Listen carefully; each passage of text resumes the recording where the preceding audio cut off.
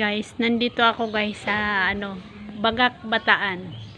Pumunta ako dito sa pamangkin ng kaibigan kong si Alma. Ito guys yung mangga nila. Ang lang sa puno. Oh, ang lapit lang sa baba oh. Doon sa taas marami pa. Kaso ang taas eh. Yan. Ito lang yung mababa. Saka yan.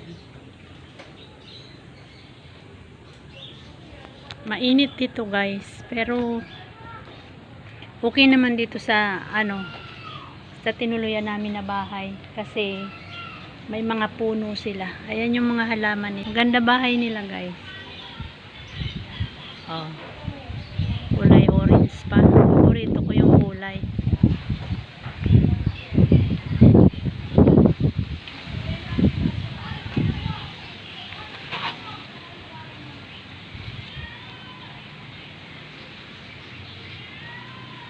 Yan. Dito guys, yung bahay ni Katkat. Ayan. Dito. Dito ang bahay ni Katkat. Ayan, yung magaan ng baby nila. Ayan. Tapos, dyan. Ito yung pinamalingki. Wow, ang sarap ng mangga talaga. Ang dami nilang pagkain, guys. So, asan partner mo, Kat? Pumasok. O, ayan, magluluto. Ayan. Natanghalian din po kasi. Pero maganda kayo na maaga kayo. Ayan ang bahay nila. O, diba?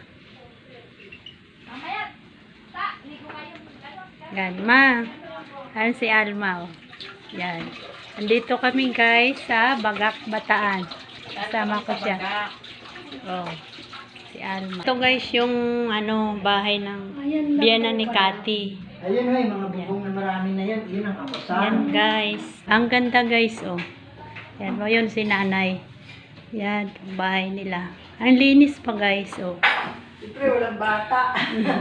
Wala kasing bata, guys. Hanggang dito. Yan, guys, oh. Lalabas Nanay. mamalingki sa church. Yun ang naigalan doon. Yung anak ko, yung bunso, pag dumadating. Ganda, guys, oh. Mabait yung mga tao dito, guys. Yan. Guys, ito guys yung bahay ni isang nanay. Yan. Ang linis dito sa kanila, oh. Tingnan mo, guys. Oh. Wow! Wow, ang ganda. Ay, ukaw-uka na nga yung mga ano ko. Ang ganda dito, guys, oh. Kayo nagpagawa nito, Nay. Kayo. Ang ganda ng mga bahay nila. Siya ang may pagawa nito nung nabubuhay. Diba? Ganda ng mga pa yung akin. Ito naman kwarto. Ito, tingnan mo. Ay, di pa na. Sino natutulog dito, Nay? At nga, doon ako sa labas natutulog dyan sa sala. Yan, tambakan yan. Diyan natira si Kati nung bagong dating yan. Kwarto niyan. Diyan. Ang ganda dito sa kanila.